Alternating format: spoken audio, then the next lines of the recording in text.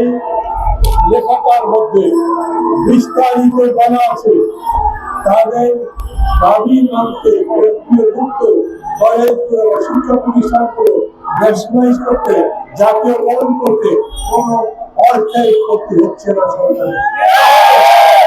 তাহলে কেন তাদেরকে জাতীয়করণ করা হবে না? তার জবাব কি? শিক্ষা উপদেষ্টাকে সেই জানেন, সেই প্রশ্নের জবাব দিতে হবে। পুরা উপদেষ্টা পরিষদকে মানে পুরা সরকারকে সেই প্রশ্নের জবাব দিতে হবে। একইভাবে বলি, যেই রকম করে এই শিক্ষকরা টাকার হিসাব করে দেখাতে পেরেছে আমি জানি, একইভাবে এই যে দাবি করা হচ্ছে বদলি অবসর মাননীকে তাদের দাবি মেনে নেওয়া